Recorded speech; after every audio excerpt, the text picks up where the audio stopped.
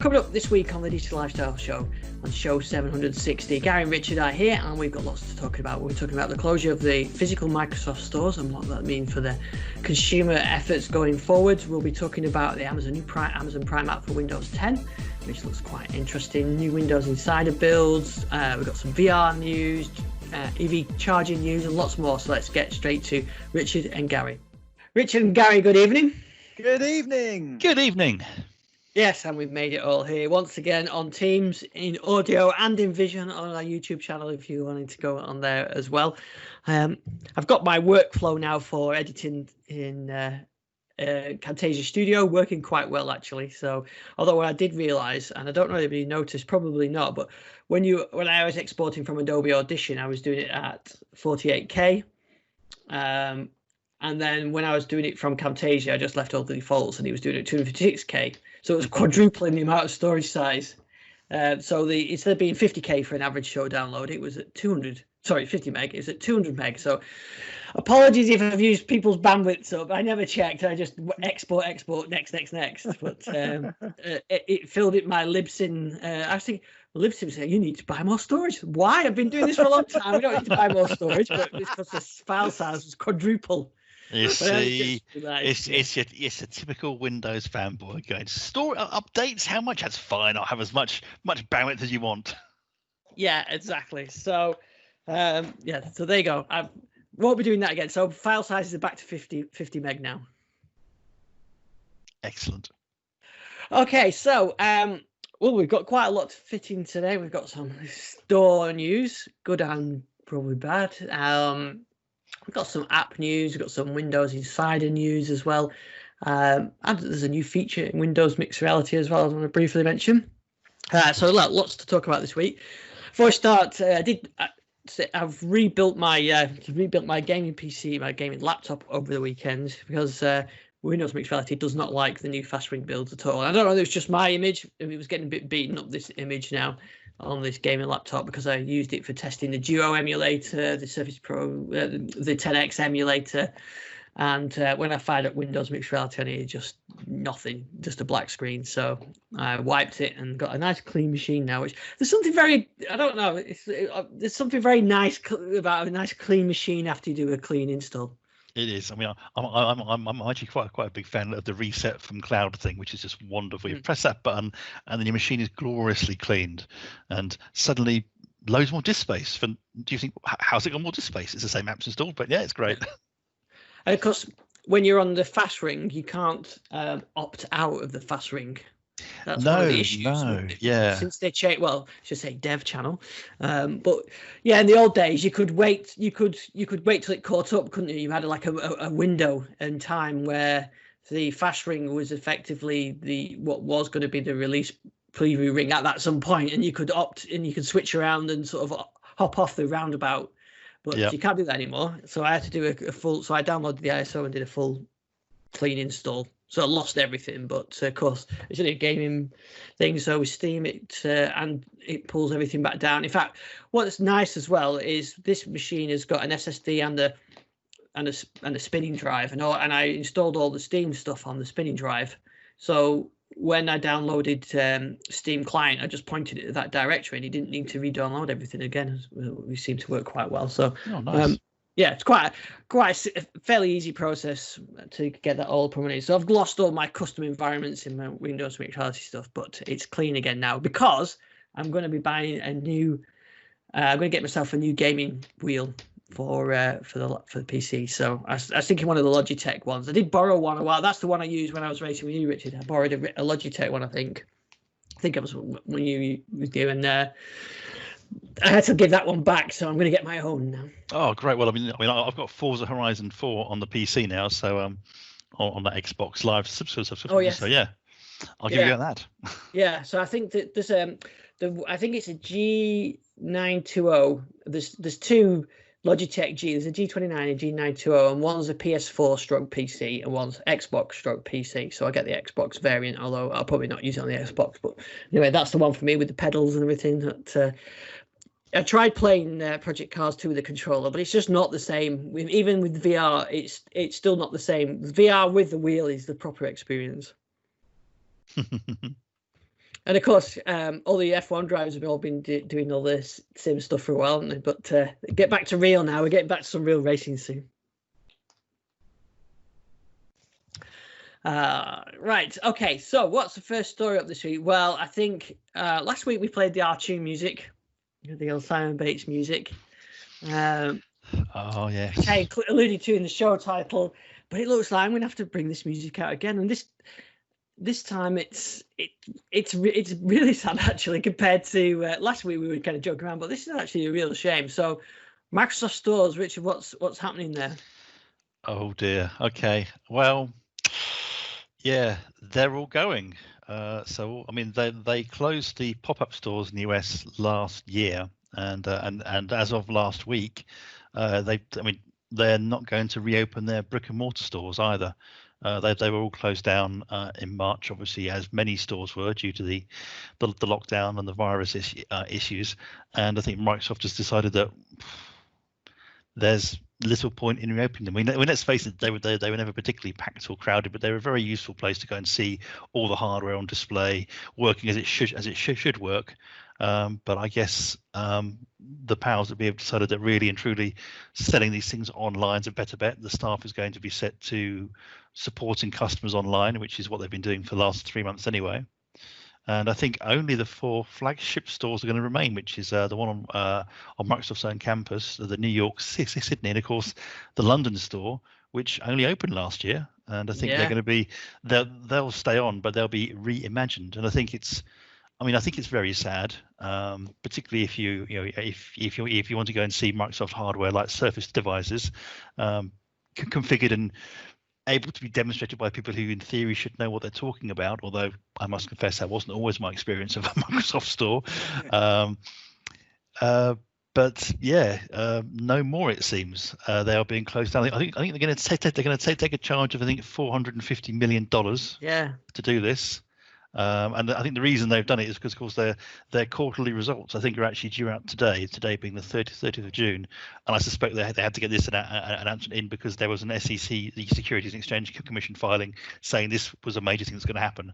Yeah. And so, I mean, it's about 11 years these stores been going for, and obviously back then they had things like you had the likes of Zunes, you had Windows Phone, you had the end of Vista, the start of Windows 7, and since then I think we can see which way Microsoft's gone with the consumer market, and I'm just not sure a physical retail store fits in with that, because in London, for example, their main use for London store, and I guess looking back on it, the clues were there, was the fact they actually intended to use it more to do corporate demonstrations and training and things than the retail bit. The retail bit was almost it's on the ground floor, but top floor is where we do all the corporate stuff, and I think that may be what they'll do going forwards. But yeah, it is generally very sad, and I feel very sorry for the employees that were there. They all seem to be generally very enthusiastic, but I think if you compared it to say and the Apple store, which was invariably next door but one, it was never very busy. And I think with the continuing retreat from the consumer side, just didn't make any sense anymore. It makes you wonder what's next. I mean, is Xbox the last real consumer play Microsoft's got? Yeah, I mean, someone did comment that they're releasing it's not brand new Xbox, and then they'll have nowhere to show it. But this, I think it is sad. I mean, the one good thing is none of the staff have actually lost their jobs. They've all been redeployed in one way or the other, which is good for now, at least. So I think that is good. But of course, the other thing is the stores they're keeping on are only going to be as experience centres. So you won't actually be able to buy anything in them. You might be able to go look at the product. We won't be able to buy it there. You probably could order it online because the online stores are staying. So that's at least that's one good thing. We still can buy Microsoft products somewhere. But I think this is actually a sign of what retail's going like. I think this may be again Microsoft actually getting slightly ahead of the curve on retail. I think the old bricks and mortar stores for tech are likely to be going quite quickly. Generally, I think I've heard other major players in the market may be withdrawing retail stores. Probably not Apple. I think they've got an experience which they like to keep. But there are rumours that other players out there who have recently opened physical stores maybe closing them down as well. And we know that some of the Chinese companies which had started doing stores like Huawei and Xiaomi started closing those stores down throughout Europe. So I think it's a sign of the times, and I think it's probably the right thing for Microsoft to do at the moment. I think funding a retail store is a very difficult thing to do, and particularly the real estate that they had, because it was all very expensive high rental stuff. Yeah, I would agree to a certain extent. I just think it's kind of an admission that, you know what, consumers aren't going to be buying Surface devices because it's kind of, you know, the focus towards enterprise. Because one of the real benefits of those brick and mortar stores was you could buy a device and you could take it back and get it fixed or get it replaced and actually talk to a person. Whereas now you'll be using the online experience to do that, which I think is a shame. Whereas enterprises is less of an issue because your IT department has its own agreement with the channel. Yeah, although I think if you look at retail, or if you look at sales of computers, and particularly what's happened with the lockdown and people changing their buying habits, if that stays the same as it has done over the lockdown, then I think this could be very difficult for retail generally. I mean, I see people like Curry's BC World having difficulties as well potentially. Well, yes, I mean, Maplin went. Was it last year? They went, or the year before? Yeah. Year before, but I mean, that was a slightly different story with Maplin because they had other things. But I think the people are buying electronics far more on the web now than they were. I mean, they'd already started, but that's accelerated over the last 6 months, and I think that's, in many ways, people find that an easier experience. So yeah, I mean, I think there are exceptions to that. I know we mentioned Apple. I know, Richard, you've had an Apple experience recently. I have indeed, yes. And I think it's a very interesting world going to Apple at the moment. I mean, I've heard of people queuing up to get face masks because they're giving them away free, just to get free. But they are taking it very seriously, which is good. And I think it's a really interesting, different experience going into one at the moment because it's so empty.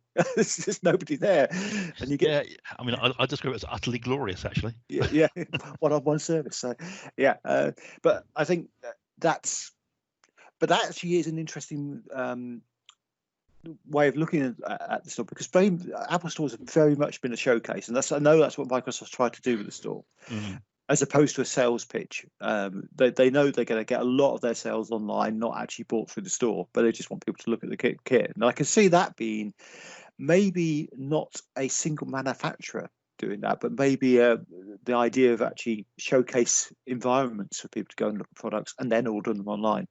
Well, I guess the Apple Store is also it's a bit of a hybrid, because while you don't often see people buying, the colossal Macs and things, you will see people walking out with phones. Oh yeah. I think and phone stores are still a thing, and they do seem to do it. But as you say, I think you're absolutely right.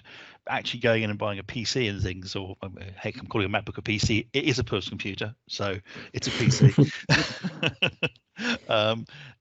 That is, it's more a case of going in to have a play with the new toy. And as you say, it's a different experience. I can tell about what the Apple Store experience is like at the moment, if you like. Yeah, go on. Yeah, tell you. I was going to come back on this Microsoft stuff, but carry on. Tell us about the Apple Store. Well, this is one of the simple joys of the Apple Store. In that I do have an iPhone, and it did break. Or when I say it broke, it was more the fix of shame, because it got very quiet and I couldn't be heard in it. So I took it in. So I booked myself online a Genius bar appointment. The store had just reopened, so in I went to my local mall. And with my mask on, I hasten to add, it was like a 3-stage process to get into the Apple Store. The first thing, as Gary said, you'd meet a person who was waiting some way down from the store, and he'd have a big sign saying, "These are the rules," and ask you why are you here? So, I'm here to go to the Apple Store, please, sir. Can I come in? He'd then take your temperature and then issue you a mask if you didn't have one. Make sure you cleaned your hands, and you go to the next person who'd say, "Why are you here?" And then There's no browsing. You're either here to buy something or get a thing fixed. So, and then eventually you go in. But they're operating it with like one staff member to one customer, which if you've ever been into an Apple store before, normally it's a fairly hideous, soul-crushing experience. Whereas this was glorious. It was just airy and it was lovely. And of course, admittedly, it was hard to make myself understood through a mask. But and then, of course, being the Apple store, they took my phone away, cleaned the earpiece, which is what the problem was, and gave it back to me, and that was that. It was all very straightforward and easy. So I think that's almost the experience that Microsoft would have liked to have had in their retail stores, because obviously when those stores were planned, Windows Phone was still a thing, wasn't it? Yeah. Yep, indeed. Yeah, and the other thing I was going to say about the Microsoft store is in the UK, that store is like 400 miles away from me.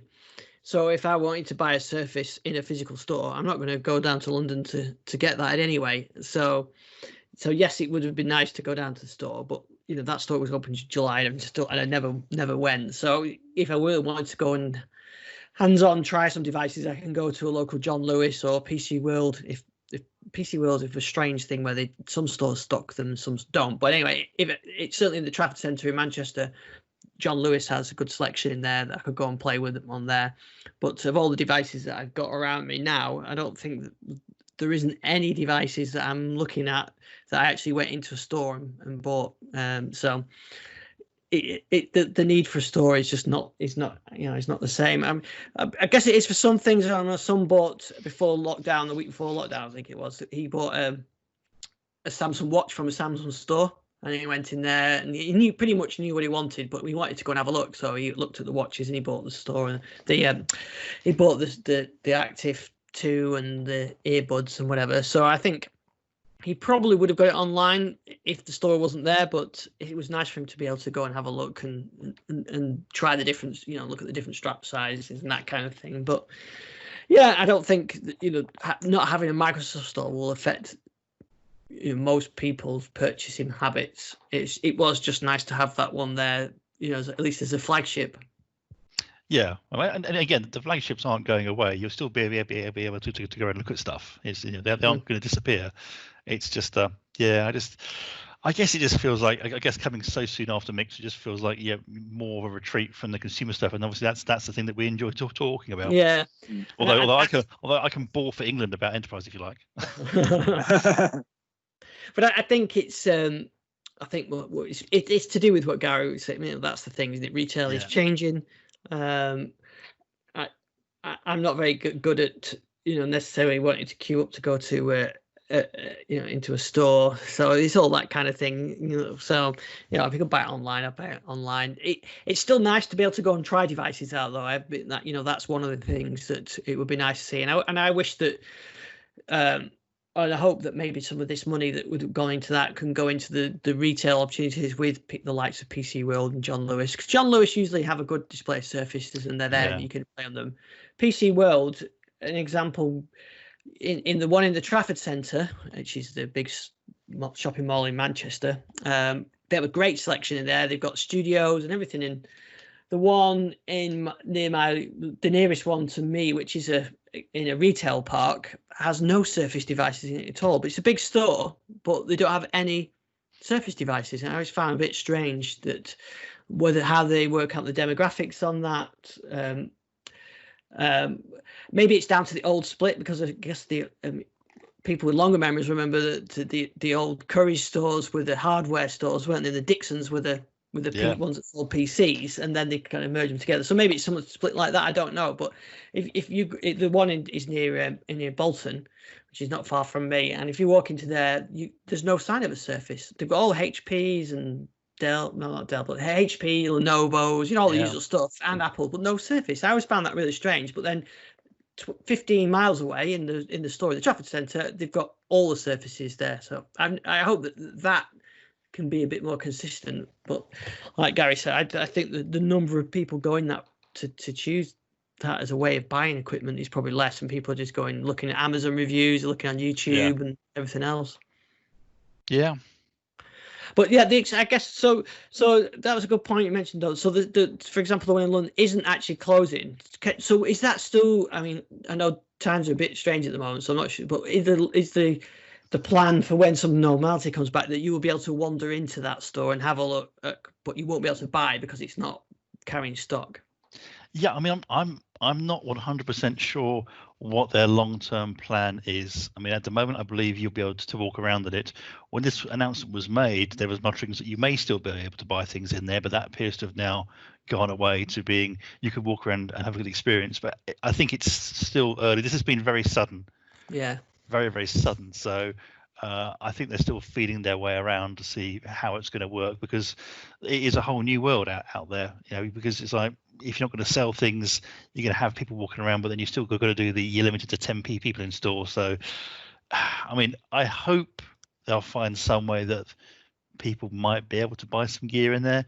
And I hope that end users will be able to sort of walk around and at least look at stuff, because one of the things I like when I'm buying some tech gear is I do like to be able to try out the keyboard, and I think that's one of the things that the online experience doesn't really deal with, is trying out the keyboard and feeling the heft. And of course, in our current situation that we're in now, the last thing you want is someone poking and pouring at a machine before you, because then you've got to wipe it down with some sort of wipe, haven't you? I mean, the Apple Store was fascinating, because when I was in there, I bought an iPad while I was in there. Oh no! Now we get a confession time. Exactly. I've basically turned into Jason's. What happened? You had Philly Jason's rolling, yeah. I kind of waited until Microsoft thought, they've closed down the retail stores, I'll have to buy an iPad now. That was it. But it was funny, because as people, because you could ask to try things, and there'd be a person scurrying around with the white behind it to wipe the stuff down again to make sure it was all okay. Yeah. So yeah. So I don't know how that can work, because it's quite a when you're buying these things, you do need to have the physical contact and say, okay, is this keyboard going to work for me? Is this phone okay? Is the mouse okay? Because it's very hard to get that feeling from an online purchase, and sending things back is a real pain.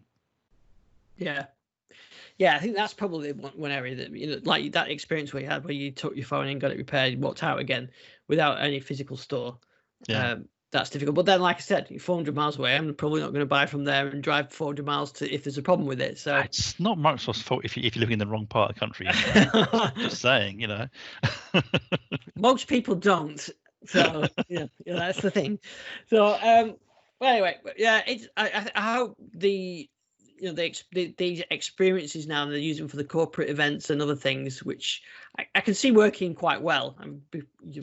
I've been to a few Microsoft events, and having a nice central place where they can host events for corporate and maybe even consumer. They can do product launches and things like that. There is useful, but it's all sure. I mean, the last one I went there, I think Panos Panay was there launching. He was doing the Neo and Duo there, so it was.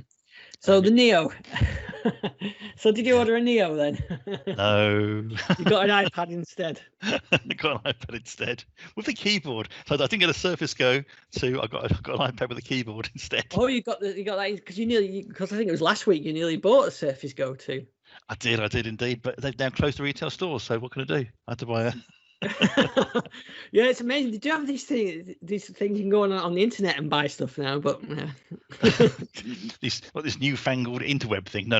Yeah. It was fine. I had to go and try it out, you see, and I have to say actually I've got it says I have turned it to Jason, but the smart keyboard was expensive, but I would say it was better than the keyboard I had with my Surface RT2, which I had to type keyboard for that. And this keyboard does work really well. It's just the iPad is screaming out for a mouse at the moment. It's just crying out for a mouse. It really is. It's kind of like Apple appear to be bit by bit recreating the whole Windows 8 experience, and we all know how well that went for Microsoft. And that's right now what the iPad feels like. It feels like I'm kind of using a slightly worse version of Windows 8. Which one did you get? Oh, the cheapest one. Was it like £1,000 then? Was it? No, it's about £300. I think it was. Or is that the smaller one? Well, not the mini one. No, it was basically the most basic iPad. I did actually. I had a wonderful chat with a member of the Apple staff there, and she said, "So, what do you want to use it for?" I said, "Well, a bit of writing, a bit of surfing, email, that sort of thing." I said, "Okay, so iPad Pro, no point, too powerful. So it's the Air or the cheap one." So will you be doing any creation? No, I'll just be doing some writing and some surfing. The cheap one's fine. Have the cheap one, and that was it. It was kind of, I was being sold down to. I felt like a. But it was good. Oh, disappointed you didn't get a Surface Go 2. I know. What got me? What actually sold me on the iPad in the end was simply the fact that I've used some Surface devices in the past, and it's the knowledge that the iPad here, I can charge it up at the start of the week and it's still working within the week, whereas the Surface, just whenever I use services, they've mysteriously died over the course of the week. And unless I charge them once every two days, they just don't seem to hold charge. I don't really understand why. The Surface Go certainly doesn't do that. On a Surface laptop, the Surface Pro 4 does sometimes, but that's another victim of the insider program. So I think that's my fault. But yeah, I don't get that with the Surface laptop. I tell you what, I do get it with is the Samsung. What was it? Samsung Galaxy, whatever, Android tablet. It's terrible for that. I use it very rarely, and every time I use it, it's flat. And you charge it up again, use it for about 10 minutes, come back to it a day later, it's flat again. Whereas I don't get that with the Surface Go. But I do use that quite a lot, that device. I've actually generally settled down to using the two devices now. I use a Surface Laptop 2 for everything, and then I use the Surface Go as my tablet.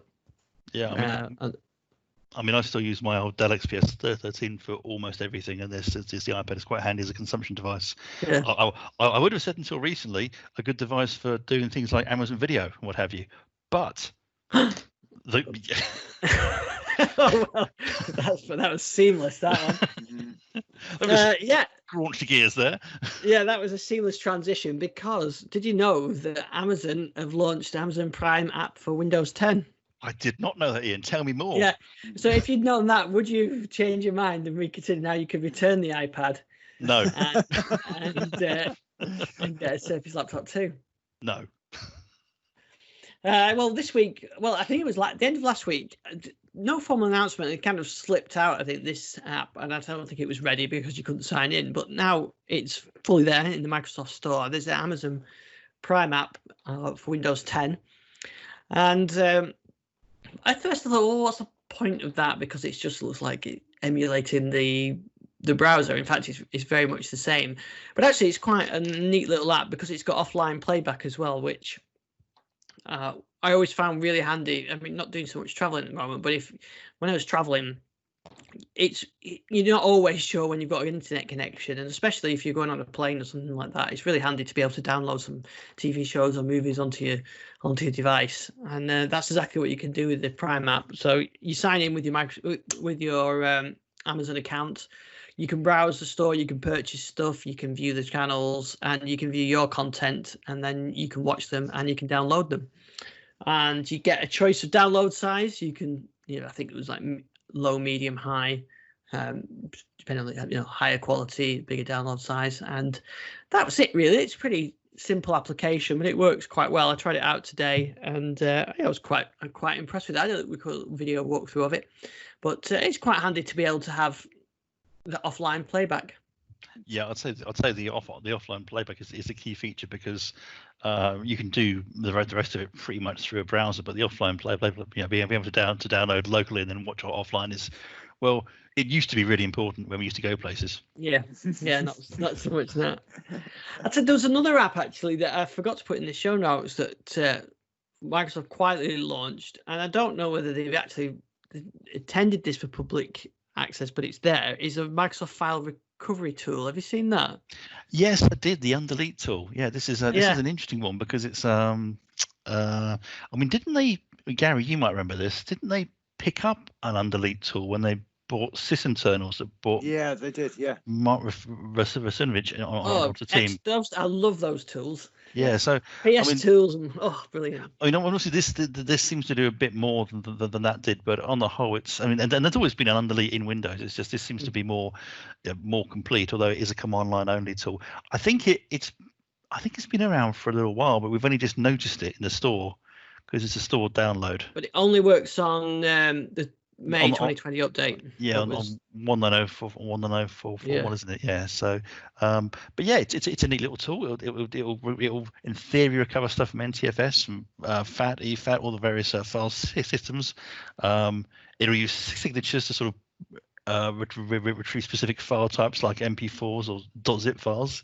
Yeah, but it is unfortunately a command line tool, so it's not going to help you if your aunt phones up to say she's managed to erase her entire photo album. Yeah, You'll still be doing the online.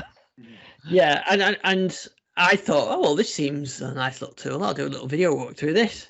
And 3 hours later, I'm fiddling around with this thing. Okay, I'm not going to do a video walk through this because I found it to be, I don't know whether it's just learning the command line, but the command line is quite simple. One of the commands, first of all, I found that you can't recover to the same device or same drive that you're looking to restore from.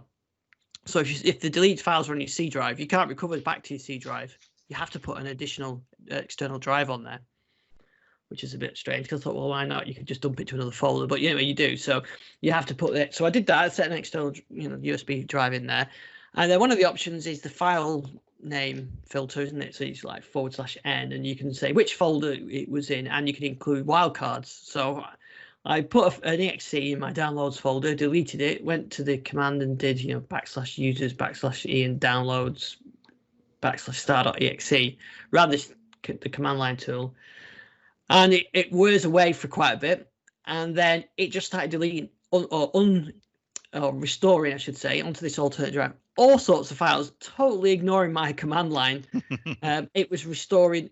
It's amazing what gets deleted when you see this, but all your Apex files as they go through the updates. It was restoring cache files from Edge. It was all sorts of stuff. It was just line after line and line of stuff coming back to that. Oh, it's obviously me. I've done it the wrong. One of the other options is to use there's a parameter to bring back file types. So I'll change that to exe, like you said. And it just does the same thing again. And there seemed to be no logic to it. It just seemed to restore everything every time. And I've tried various different ways using the command line. And if you get the command line wrong, it tells you. So I don't think I was getting it wrong because it errors if you get it wrong. In fact, it even says when you put in the filter of exe type, it says filter exe. And it's still just undeleted or restored JPEGs and PNG files and everything else. So, yeah, if I would, it seems to be one of those tools where if something gets undeleted, you could or something gets deleted and you need to restore it, you could possibly stick a large USB drive, let it run its thing, and then spend some time going through it afterwards to find the file you wanted. But I certainly didn't find that it was particularly useful at extracting a file that you knew you deleted. It seemed it was a bit of it just went on and on. So the video is he's not there on our YouTube channel because I never finished it because I thought I was just about to do the video. I thought before I do the video, I'll just check it works how I expect it to work. And it could be well be me. I'm sure it is, but if I was fiddling around with it for a bit, I'm sure the average user is not going to be using that tool. Maybe someone will come up with a nice GUI for it that runs a command line, but even so, the restriction on the separate drive letter even seems quite a strange restriction. But I did read in the notes when you see it for the app that it will restore things from SD cards and cameras if you delete stuff off your camera. So maybe it's useful for that. I wondered if it was more of a tool for Microsoft support people or OEM supports or something like support rather than a general tool for it's certainly not a consumer tool. I mean, it's definitely not a consumer because I also had a play with it and I did make it work. It seemed to behave itself, but you had to really know that command line very well and the switches to use. So I don't think it's a consumer tool in any way, shape, or form. And that may be why it quietly appeared, because it feels like a tool you'd have in your toolbox. You'd whack out, where you was code on your magic disc, which you'd have all your tools on. It felt like one of those. That's right, yeah. So did you manage to actually get the filters to work pre-restore? Yeah, basically, I did a test where I wiped a whole load of .zip files and it pulled them back. So it seemed to behave itself. So perhaps we'll have a discussion about what I did that was different. I'm not going to record your video though. I'm not going to do that. So and now you've said that, I'm not going to try it again because something awful might happen. Yeah, well, nothing. That's the great thing. Nothing terrible happens because it all puts it onto an alternate drive. So the worst case is, you get a lot of files that you have to delete. Just delete the root folder. So I mean, any sensible file recovery person will tell you always to recover onto another drive anyway. So I think that's absolutely. I suppose, because it's flagged. You've flagged the Windows knows it's effectively free space. You don't want to try. Yeah, I can understand probably why. I'm sure I used to have. Is it undelete or something like that? Well, there was Fundelete, wasn't there? Yeah. I remember something where it was undelete. You had to. It was in the first character of the file name that you had to type in or something like that because it couldn't return that. Yeah, you have to guess it. Yeah. I mean, are you sure, Ian, that you used WinFR? Are you positive that was what you used? Because I'm just reading back my notes here, and it worked really well. I just basically pointed it at a thing, pointed it at a destination folder, and then it all did its stuff. It was really it worked really well. Maybe. I'm actually just trying it while we speak because I accidentally formatted an SSD drive, which only had a few files on, but I was just seeing what it'll come up with on that. I found it was fascinating to see all these files that that get churned over by Windows. It's amazing. In fact, it even because I just installed the FastRing build on it, it even showed me my Windows the old and everything else that had been cleaned up as well. So yeah, it was all there. So it worked, but my usage of the command line obviously didn't work on the filters. I was only trying to pull out one file and I got the whole system anyway.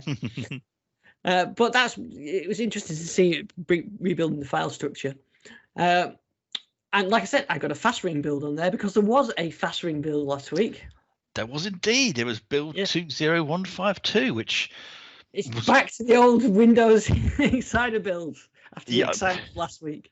Well, except of course I would say, bear in mind, I mean, GPU pass-through is all very well, but this fixed an issue that could result in Notepad being unexpectedly removed from your PC. And let's face it, I care about Notepad a lot because I do a lot of writing, and Notepad's a great way of removing formatting from text. Yeah, absolutely. And you're right. I mean, I think anybody that's in IT uses Notepad. I mean, I use OneNote for all my stuff, for work, personal stuff, the show stuff, everything. But I still always have Notepad open when I'm at work on because I'm always using it for something, and it's one of those things that I open when I first reboot. So I think this is the result of because Word Notepad is actually in the optional features now. It was introduced a while ago, wasn't it? And I think they broke something on that, didn't they? Yeah, I mean, basically it was supposed to be dropped from the inbox experience, and it's back. But I think it's if you do a reset, it was occasionally removing Notepad completely. So yes, you had to add it back in manually through the optional. The optional feature settings, but that's now been fixed. Notepad will stay if you reset your. I mean, it's actually. I'm kind of joking about it, and I know it's an essential thing for a lot of people. But actually, if you're installing something and it goes wrong, having Notepad there is almost essentially if you want to read any of the log files. Yeah, absolutely, it is essential.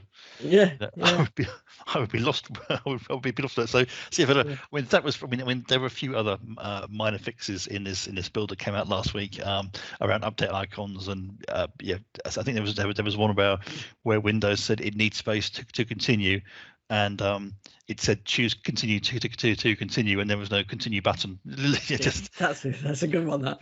But kind of like just minor things. There wasn't an awful lot. I mean, I think there are some fairly bad issues with it though. I mean, obviously we need to just issue the usual health warning. It's dev channel /FastRing, so it is cutting edge code. Things could go wrong, but there are some nasties in it. Like there's a hypervisor error bug check crash go, which is quite nasty. There's a problem where if you've got an Xbox controller connected, you might get a bug check and a rollback when you're trying to update to the build. So there are some nasties in it, which I think it's very, very important to read the known issues.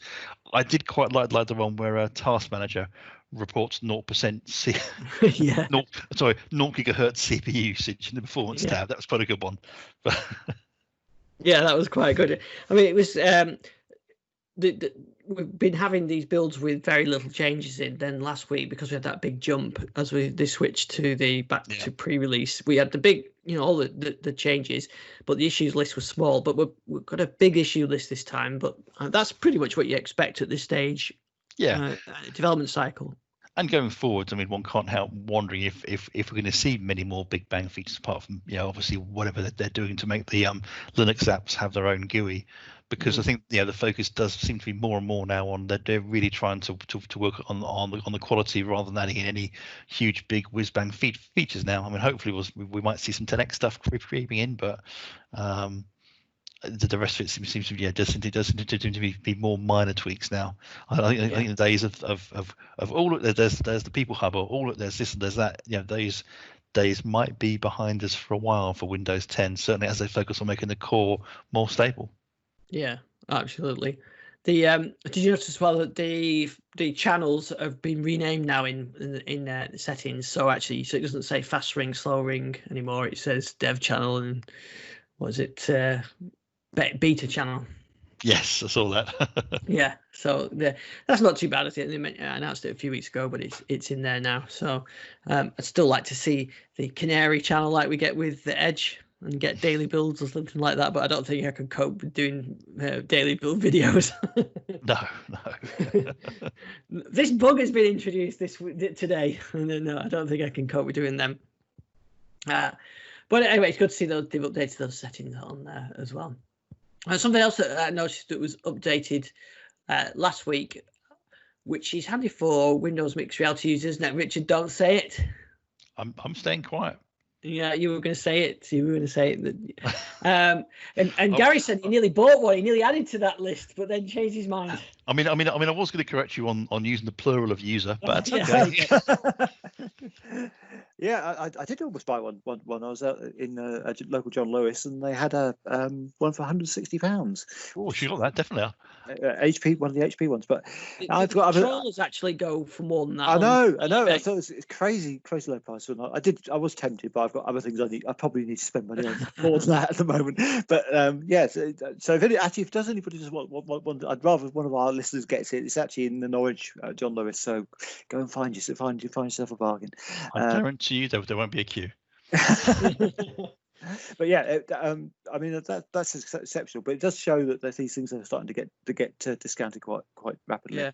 So, but if you do manage to get one of the things that there's a lot of flexibility, but it's a bit complicated, which is with Steam VR, the beta or the Steam VR add-in for Windows Mixed Reality. So if you want to play anything from Steam, you need this add-in, and there's loads of stuff in there, quality settings and things like that. But up until now, it's been you've got to edit a text file, and you kind of I've made some changes to it, and you've got the instructions on one screen, and you've got the text file, and making sure you get the syntax right.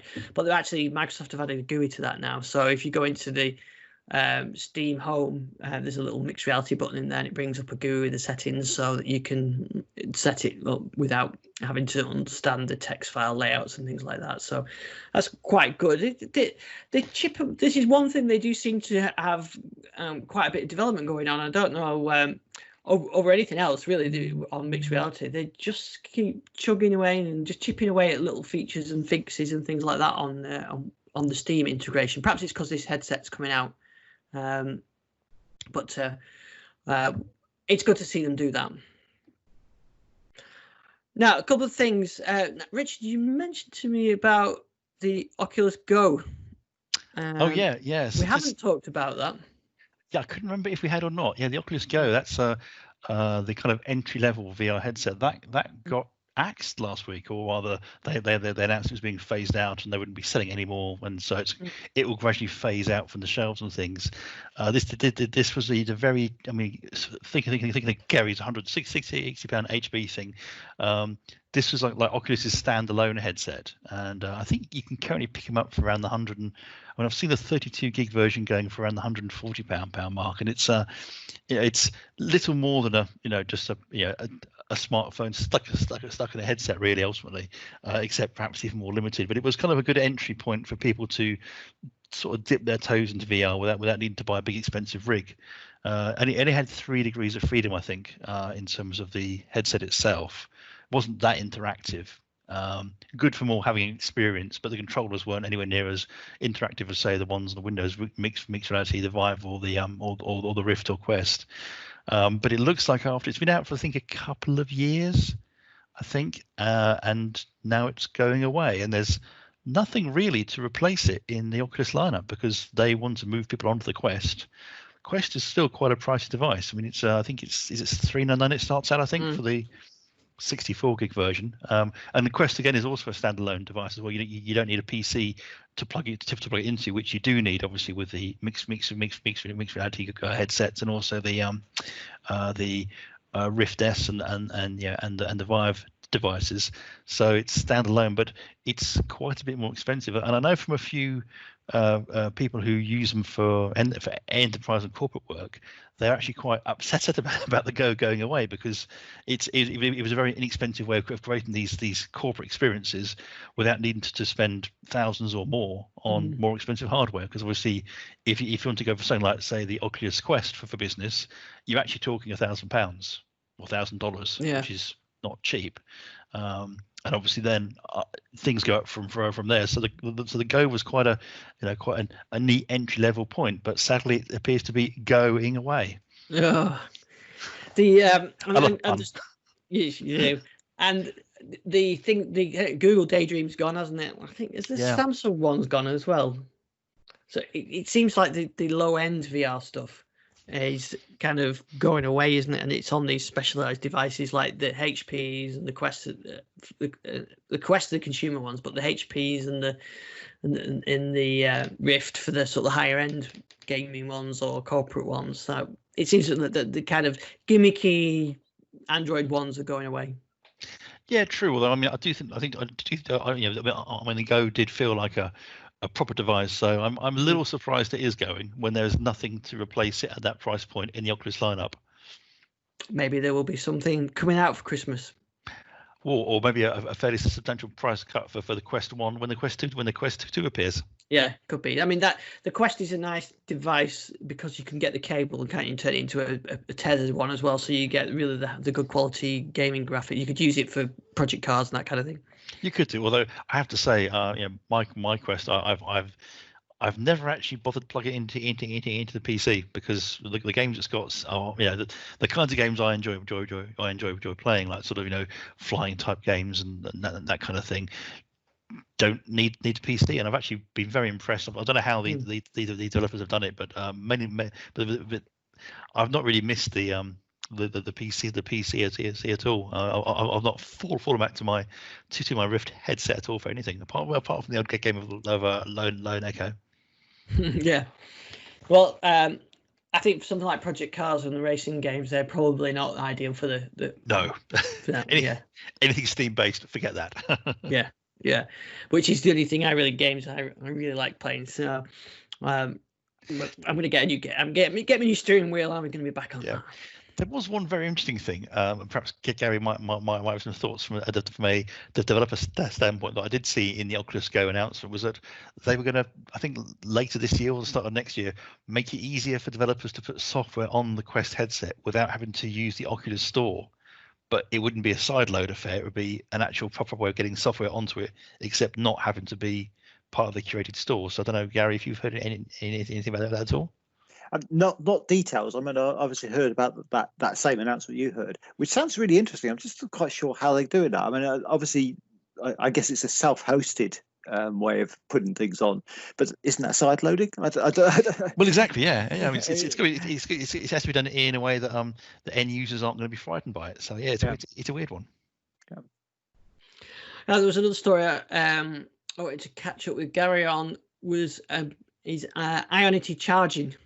Oh yeah. So we've spoken about Ionity before. They're the sort of high-powered charging network going across Europe, which is owned by run by a consortium owned by people like Volkswagen, Mercedes, Audi, all those sort of big German car manufacturers. It's primarily German. There are some of the Koreans are in there as well.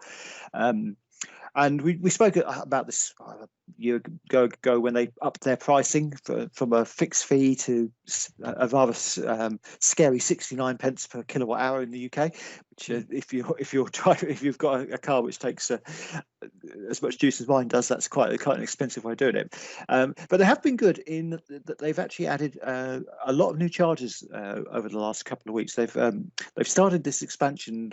They announced it, I think, about 6 months ago, into the extra services in the UK. So this is the first manufacturer to break the ecotricity hold on chargers at service stations, which has been a bit of a problem because they've not been particularly reliable, and they've had very few CCS chargers, which is the common charge standard, which is now the combined charge standard, which is now the common charge standard as well, because it's the one which virtually all manufacturers are using on their newer vehicles. So the ecotricity's not been very reliable on them, which meant people just pulling off a motorway under the services couldn't guarantee they were going to get a charge. Also, there's tended to be only one CCS charger, if they've actually had one working, at every services, which is, again, just far too few. So Ionity have started this expansion, and in the last, I think, 3 to 4 weeks, they've added Peterborough near me, they've added Cambridge services, and they've also just added Perth services, which is up in Scotland, which is a major breakthrough, because that opens up the road up north of Edinburgh to long distance travel with fast charging. There's been chargers up there on Charge Place Scotland, but they're the slower 50 kilowatts. These are all 350 kilowatt plus chargers, so so that makes me. So if you've got difference, if you've got, so your car, you're nearly flat. How long does it take on a 50 compared to a 350? Well, on mine, going 350 doesn't make a huge amount of difference, because the maximum mine will take us 120 kilowatts and doesn't really get to that peak. It usually gets more like 80 kilowatts. But that's so. If you look at a 50 kilowatt charger, the max I probably would get is about 40 kilowatts. So you're halving the time effectively. Although it's not quite as simple as that, because the gradient goes very sort of steeply down as you get towards the end of charging. One of the other charging manufacturers, Shell, on their no, it wasn't. It's Eon on their charger, had this lovely thing which said it's like going to the theatre. When you first get to the theatre, it's easy to fill up because you can find free seats everywhere. But as you get close to the end of charging your battery, it's like a full theatre. You can't find space to get in. So I like that. That's a good way of explaining it. But yes, so it's a lot quicker to charge anyway. So on a road trip, the few times you really need to use a charger, it's really quick. The only problem is, as I said, these are 69 pence per kilowatt hour, which is, compared to most other chargers, which the most expensive one up to them was about 39p per kilowatt hour in the UK, which I still think is a reasonable amount of money. But there are a couple of ways around this, and I just want to make these top tips for anybody who's got an EV and wants to use the Ionity chargers. Don't pay the full price, because there's two particularly good deals at the moment. The first one I'll talk about is ChargePoint, which is a card which is by the people who actually maintain the network for Instavolt, which is one of the other charge manufacturers. And on the ChargePoint card, they have not taken away the flat fee for Ionity yet. So you can actually charge fully your car for £7.60. Right. So whatever size it is, £7.60 that'll charge. Now that's actually a great deal. But if you're only going to do a quick top up and then move on, so you're going to put you're going to put 20 to 21 kilowatt hours into your car, and a cheaper deal is actually use a card from a German electricity company called Maingau, Maingau, and they have a flat, not a flat fee, but a fixed fee of charging no matter where you charge in Europe, and that's based on a country fee, so it's fixed for each country. So in the UK, it's basically, up until yesterday, it was 40p per 40 euro cents per kilowatt hour, so 36p per euro. The German government have kindly just reduced VAT, so they're going to pass that on, so it's going to be 35p. But basically, it means that up to 21 kilowatt hours, it's cheaper to use this Maingau card, and then beyond that, use the ChargePoint card. But that basically halves the cost of charging of one of these Ionity chargers on the Maingau card, and obviously on the fixed fee on ChargePoint is ridiculously cheap compared to it. So it makes going on a long journey, which I did had to do a long journey up north, and I was able to use the ChargePoint card. So basically, I think it was about 550 mile round trip journey it cost me £14. So it's crazy. Yeah, that's good. Yeah. So yeah. Oh, they're good tips. I think. when I maybe change my car next year, I'm going to look at all these different options. Oh, by then you'll probably have plug and charge, and it will be charged back to an account in your car, because that's definitely coming. Right, yeah. So I think that's just about everything we have on the show for this week. So Gary, all these top tips, where can we find these? So you can take a look at my YouTube channel, which is youtube.com/iPaceowner, one word. I do a lot of posts about all things electric cars. I mean, and it's not just relevant to the iPace. The last couple of videos I've put out have been mainly about charging, so relevant to all EV unit owners. I'm also doing a series at the moment of interviews in video and also in audio, which will be coming onto this channel sometime soon. this podcast sometime soon, which is the state of the current EV world in the UK, and I've got interviews lined up with quite a few of the high-profile EV YouTubers, some of the charging manufacturers, some of the charging providers, and also the couple of associations which govern or look after EVs in Scotland and hopefully the one in England as well, though that's not confirmed yet. So that should be quite good coming up over the next few months. But yeah, so keep an eye on that, and you can also find me at Gary with 2 R's WMA on Twitter for everything else I do. Excellent stuff. And Richard, where can we find you? Mainly on Twitter at Richard_Speed. When you're out shopping for your iPad. I know.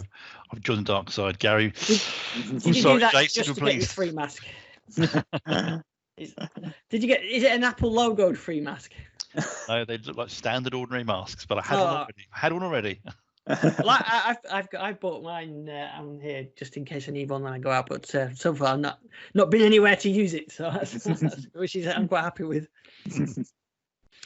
Well, I'll do my shopping online from now on anyway. So, okay, well, that's just about it for this week. So we're back same time, same place next week. You can email me, ian@digitalifestyle.com, at iSticks on Twitter. I'll see you next week. You take care.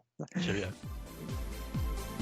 Thanks to Rich and Gary. We'll be back same time, same place next week. You can email me, ian@digitalifestyle.com, at iSticks on Twitter. Thanks for watching. Thanks for listening.